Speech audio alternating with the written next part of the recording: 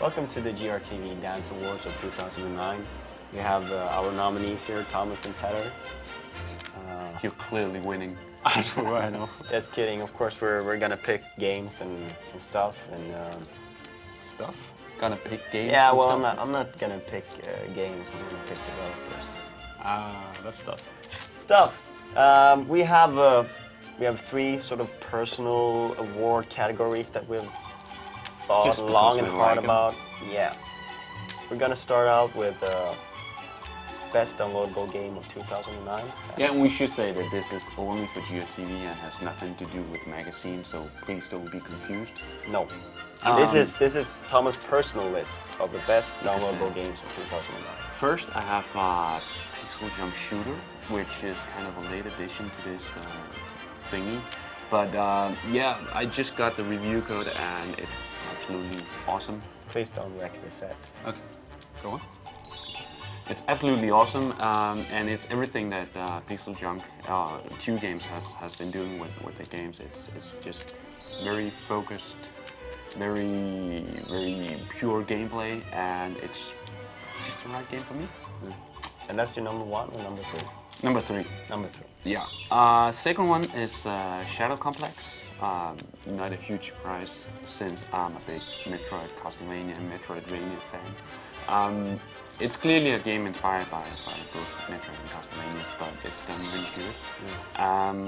I would have liked it to be much more difficult, and I would have liked it to have much more, several more surprises in it. But for what it is, it's a very strong game. And my favorite game this year as a downloadable, Torchlight. A game we have talked about a lot before. Yes, do the dance. It's pretty much Diablo 2 for the new age. Not a lot of new stuff in it, but just very well done. So, That's awesome it. game.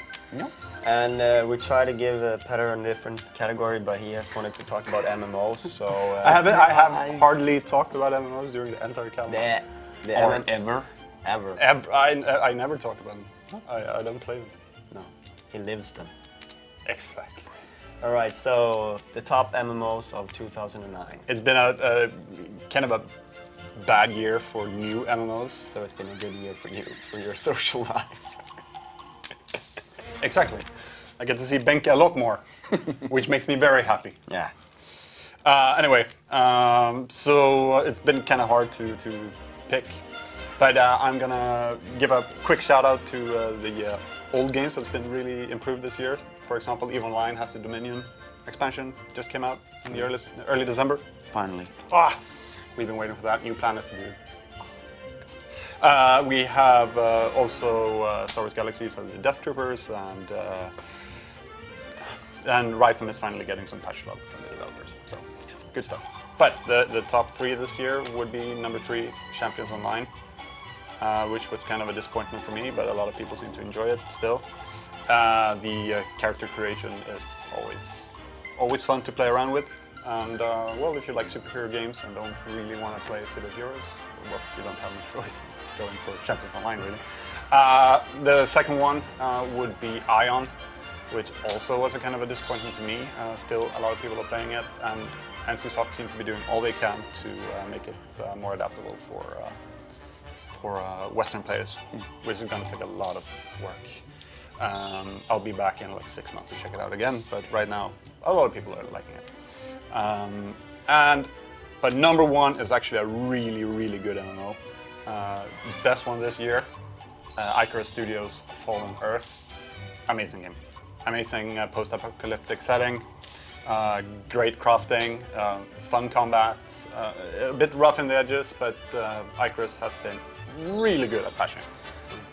Some weeks they just patched every day, and please don't grow anymore, Icarus. Just keep your small team and don't get caught up in all the stupid administration that larger companies are supposed to do.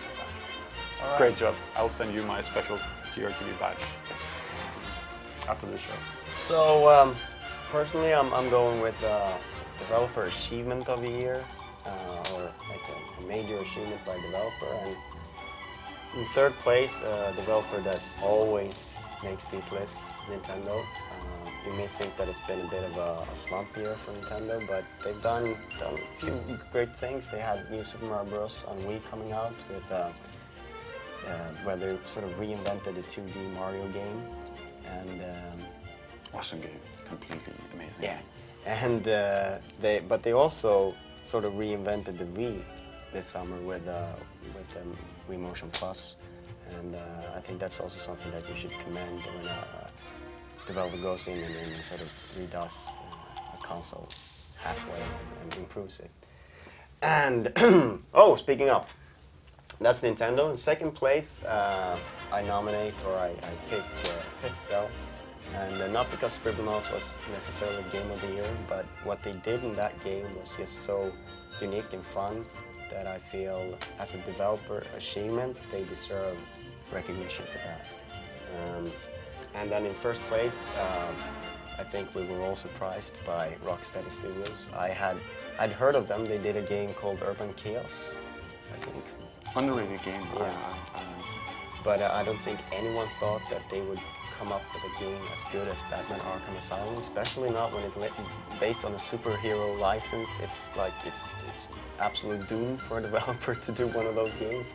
But managing to do it so well and making a brilliant game really is an achievement in this day and age. And I think Rocksteady Studios has sort of moved to the upper levels of developers with this game. And that leaves us only one thing left to do. I think what I just said leads up nicely to us picking GRTV's Game of the Year, and that is Batman Arkham Asylum. yeah. I mean, what is there to say that hasn't already been said thousands of times? It's nearly the perfect action game, and it's even closer to being the perfect Batman game. Everything is really, really good in it. Graphics, voices, music, everything, gameplay. I mean, I loved it from start to end. Absolutely. All right, so what else is there to say then pick it up. Now, Go and buy it if you haven't already, and you probably have, because we've been raving about it. Yeah, we've been raving about it for quite some time. So that's it. There's one final episode tomorrow. Don't miss it. It's gonna contain some of our favorite moments of the calendar. So be sure not to miss that, and well, see you next year. Yep.